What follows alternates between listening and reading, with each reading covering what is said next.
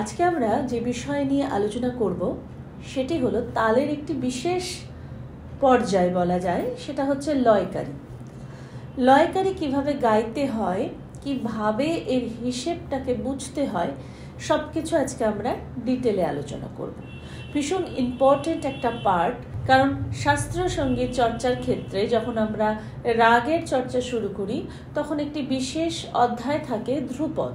তো ধ্রুপদ গাওয়ার সময় আমাদের লয়কারির বিষয়টিকে জানতে হয়। এছাড়াও ছোট খেয়ালে যখন আমরা তান গাই, একটু অ্যাডভান্স লেভেলে লয়কারি যদি আমরা ব্যবহার করি তানের ক্ষেত্রে, সেক্ষেত্রে একটা আলাদাই মাত্রা পাই ছোট খেয়াল গায়ন। তাই আজকের যে বিষয়টা আমরা আলোচনা করব সেটা হচ্ছে লয়কারি। ভীষণ ইম্পর্টেন্ট পার্ট প্রত্যেকটি স্টুডেন্টের জন্য। ভিডিওটি প্রথম থেকে শেষ অবধি দেখার অনুরোধ রইল প্রত্যেকের কাছে। তাহলে চলো দেরি না করে শুরু করি আজকের ক্লাস।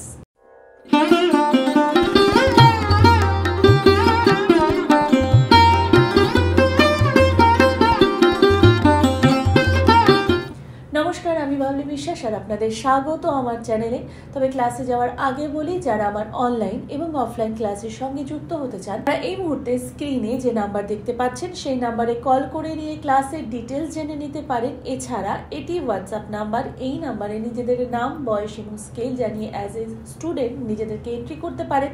যথাসময় আমার সহকারী আপনাদের সঙ্গে যোগাযোগ করে নেবে। প্রথমে লয়কারির বিষয়টিকে বুঝতে গেলে যেটি বিষয়টিকে বুঝতে হয় সেটি হচ্ছে মাত্রা সংখ্যা। এবং আমি বলবো যারা এর আগে কখনো লয়কারি গাননি, কোনো রকম এক্সপিরিয়েন্স নেই, তো সেক্ষেত্রে আমি বলবো সব থেকে বেস্ট হয় যদি আপনি মেট্রোনমের সাহায্য নেন। মেট্রোনম কিভাবে ব্যবহার করতে হয়, এর সাথে কিভাবে রেয়াজ করতে হয় সেই বিষয়ে ডিটেল ভিডিও আমার রয়েছে। আপনি প্লে লিস্টে সেই ভিডিও পেয়ে যাবেন, অথবা আই বাটনেও কিন্তু সেই লিঙ্ক আমি দিয়ে দেব। তো আগে জেনে নিতে হবে মেট্রোনমটাকে কিভাবে ব্যবহার করতে হয়। আমি ধরে নিচ্ছি যে আপনারা মেট্রোনমের ব্যবহার জানেন। এবার মেট্রোনমের সাথে আমরা কিভাবে লয়কারি গাইতে পারি আমরা সেটা আগে বুঝি। তো লয়কারি বিষয়টিকে গাইতে গেলে প্রথমেই হচ্ছে মাত্রা সংখ্যা, যেটা আমি বললাম।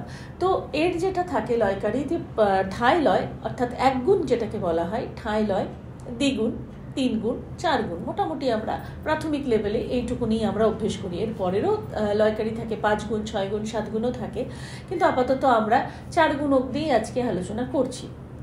তো এই যে বিষয়টি থাকলো যে ঠাঁই লয়, দ্বিগুণ, 3 গুণ এবং 4 গুণ, এইটিকে আমরা কিভাবে বুঝবো বা কিভাবে গাইব। তো প্রথমেই আমি ধরে নিচ্ছি যে ঠাঁই লয় অর্থাৎ প্রত্যেকটি বিটে, অর্থাৎ প্রত্যেকটি তালের বিটে একটি করে স্বর গাওয়া। এবার আপনাকে সেই অর্থে কোনো না কোনো একটা মেট্রোনমে কোনো একটা বিপিএম সেট করতে হয়। ধরুন আমি 70 বিপিএমে এখন মেট্রোনম সেট করছি। তাহলে প্রথমে আমরা মেট্রোনমটা শুনি। মেট্রোনমের বিপিএম এখানে 70 বিপিএম নেওয়া হয়েছে।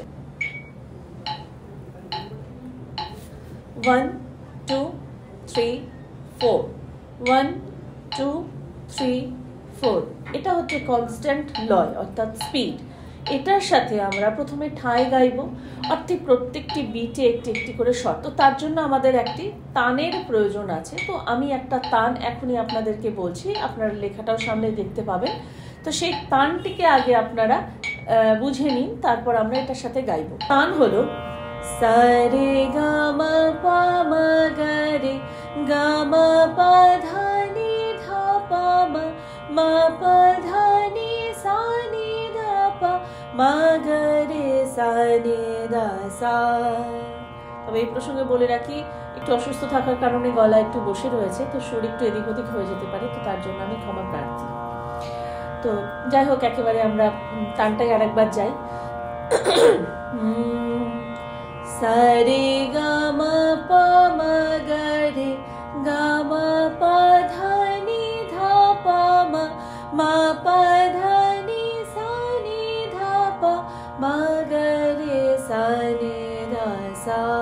এটা যখন আমরা ঠাঁই লয়ে গাইবো তাহলে প্রত্যেকটি স্বর আমরা এক একটি বিটের সাথে বলবো। তো কিরকম দেখুন, সা রে গা মা পা মা গা রে, গা মা পা ধা নি ধা পা মা, মা পা ধা নি সা নি ধা পা, মা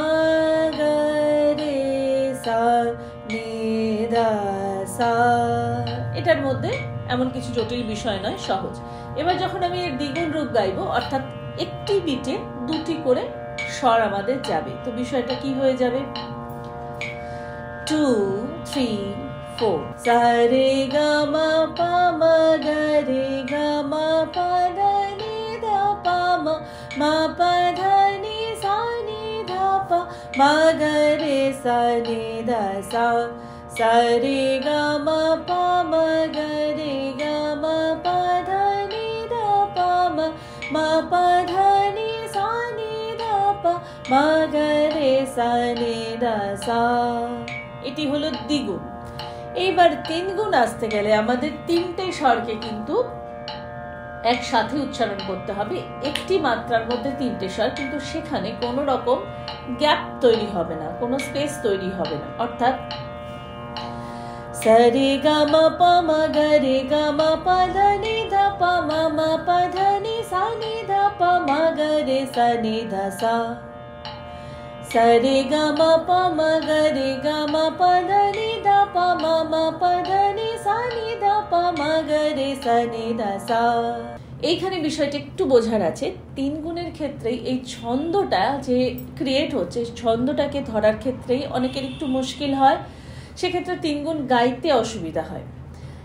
যে কনফিউশনগুলো হতে পারে, আমি স্টুডেন্টদের হোমওয়ার্ক চেক করার সময় যে ভুলগুলো দেখতে পাই, প্রায়শই যে কমন মিস্টেকগুলো হয়ে থাকে, সেগুলো নিয়ে একটু আলোচনা করি। যেটা করে যে যখন আমি বলি যে একটি মাত্রায় তিনটে স্বর গাইতে হবে, তখন তারা ভেবে নেয় যে তিনটে স্বরকে তাড়াতাড়ি গেয়ে নিলাম, দিয়ে একটা গ্যাপ তৈরি করে দিলাম। অর্থাৎ যদি এখানে আমি তিনটে স্বরকে ধরি, তাহলে তানটি ছিল সা রে গা মা পা মা গা রে, তাহলে আমাকে হিসেব মতন সা রে গা মা পা মা এইভাবে গাইতে হচ্ছে। তাহলে সে তখন দেখি এটা করে সা রে গা মা পা মা গা রে গা এইভাবে করে। কিন্তু এই যে সা রে গা বলে যে দাঁড়িয়ে যাচ্ছ, এই দাঁড়িয়ে যাওয়ার যদি সা রে গা, এই সা রে গা বলে যে দাঁড়িয়ে যাচ্ছ, এই দাঁড়িয়ে যাওয়ার স্পেসটা যদি তুমি পেয়ে যাচ্ছ, মনে করো যে না আমি তিনটে করে গাওয়ার পরও আমার জন্য একটু সময় থেকে যাচ্ছে পরবর্তী বিটে আমার আসতে, তাহলে তুমি ভুল গাইছো।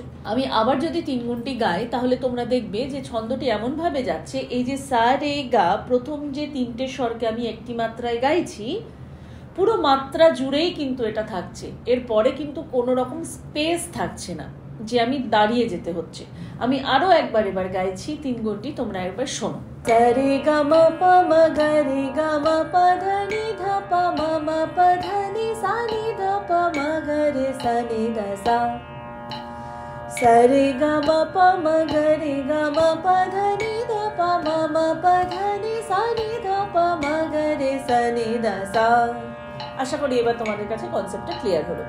এবার আসছি আমি চার গুণে, অর্থাৎ একটি বিটে চারটে করে স্বর আমরা গাইবো। সা রে গা মা পা মা গা রে গা মা পা ধা নি ধা পা মা পা ধা নি সা নি ধা পা মা গা রে সা নি ধা সা সা রে গা মা পা মা গা রে গা মা পা ধা নি ধা পা মা পা ধা নি সা নি ধা পা মা গা রে সা নি ধা সা সা রে গা মা পা মা গা রে গা মা পা ধা নি ধা পা মা পা ধা নি সা নি ধা পা মা গা রে সা নি ধা সা সা রে গা মা পা মা গা রে গা মা পা ধা নি ধা পা মা পা ধা নি সা নি ধা পা মা গা রে সা নি ধা সা।